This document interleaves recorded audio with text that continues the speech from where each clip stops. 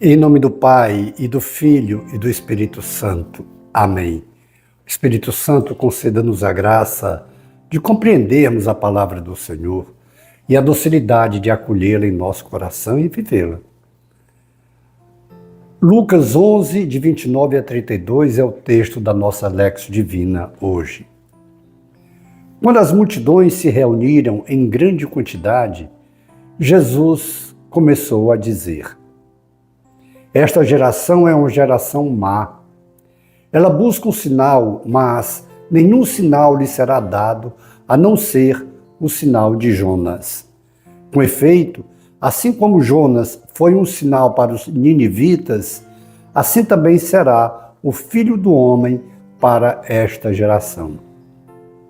No dia do julgamento, a rainha do sul se levantará juntamente com os homens desta geração e os condenará, porque ela veio de uma terra distante para ouvir a sabedoria de Salomão.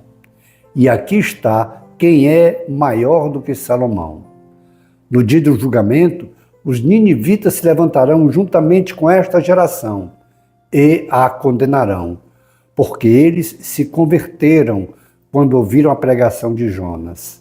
E aqui está quem é maior do que Jonas. Palavra da salvação. Glória a vós, Senhor. Justamente quando era um número de pessoas muito grande, Jesus começou a falar, porque em muito deles, Jesus via que acorriam a ele como se esperassem sinais milagrosos, e nem tanto pelo milagre, mas pelo espetáculo. Queriam sinais de demonstração, como se fosse um circo, como se fosse algo que Jesus fizesse para aparecer, como se fosse alguma mágica ou alguma coisa nesse sentido. Eles não iam a Jesus para ouvir a boa nova, para ouvir o Evangelho. E Jesus cita duas situações em que Salomão foi ouvido pela rainha do sul, e Salomão era apenas um homem. A sabedoria de Salomão foi dada por ele, foi dada por Deus.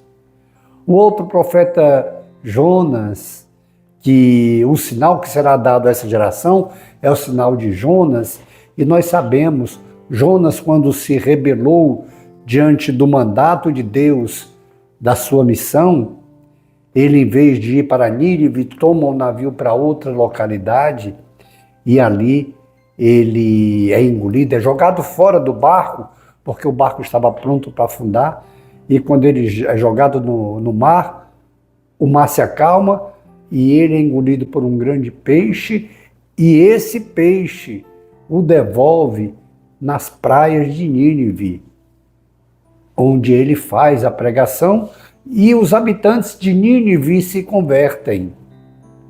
E Jesus está dizendo: o sinal que eles verão é o sinal que foi dado a Jonas. Ou seja, o sinal que Jesus diz aqui é da sua morte e da sua ressurreição. 3 dias depois de morto, Jesus morre na sexta e no domingo ele ressurge, ele ressuscita. Então o sinal que vai ser dado para eles é esse, para mostrar o grande poder de Jesus. E nós, diante dessa situação, nós buscamos Jesus apenas pelos sinais que ele faz, apenas pelo poder de milagre que ele tem, ou nós buscamos a Jesus principalmente para ouvir a sua palavra, para acolher a sua palavra e para procurar pôr em prática a sua palavra, porque essa palavra é que é a palavra de salvação. Certa ocasião, também Jesus reunido com muita gente, e quando Jesus começou a dizer que aquelas reuniões todas era para ouvir o que ele dizia e procurar pôr em prática, muita gente o deixou. E quando ele também se vira para os discípulos e diz: e vocês também não querem abandonar? Pedro fala em nome de todos: a quem iremos, Senhor, se só tu tens palavra de vida eterna?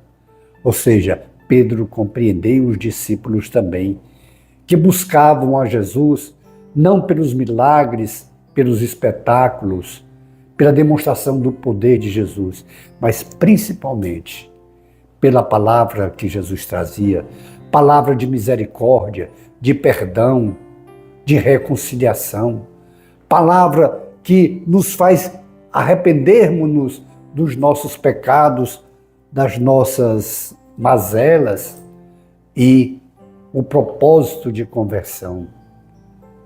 Claro que nós podemos e devemos apresentar ao Senhor as nossas dificuldades, as nossas necessidades.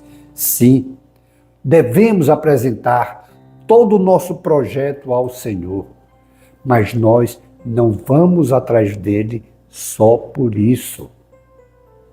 Nós vamos atrás de Jesus principalmente porque ele é que tem palavra de salvação. É o seguimento da sua palavra. Precisamos ir atrás de Jesus para conhecer a sua palavra, compreender a sua palavra. Aí sim, porque nós compreendemos a palavra de Jesus, porque nós queremos pôr em prática o evangelho que ele nos ensina, aí nós apresentamos ao Senhor com confiança todas as nossas necessidades. E ele vem em nosso auxílio, ele vem em nosso socorro.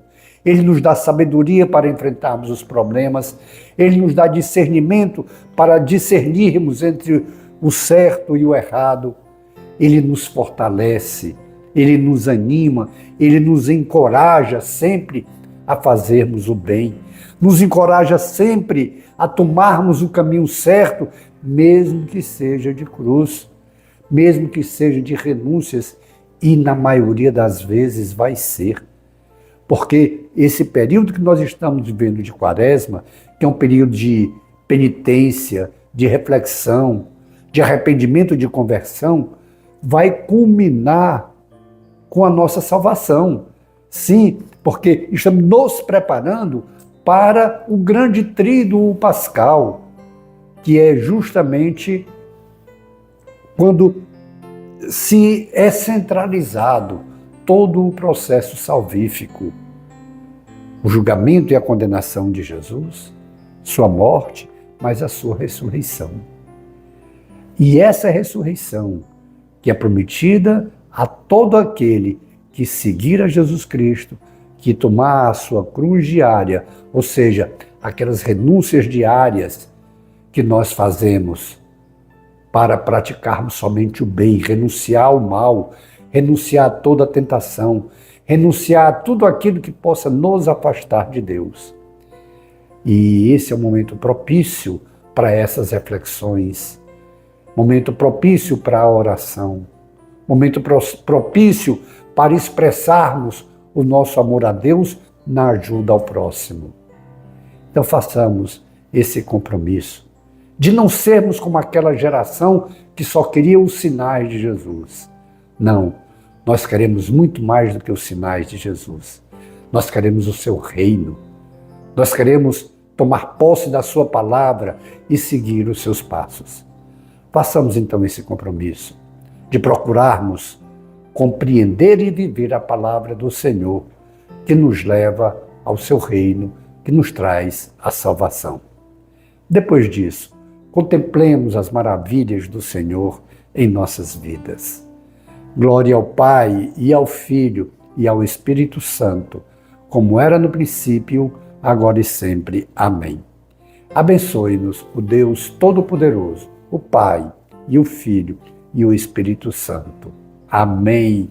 Face de Cristo, resplandecei em nós.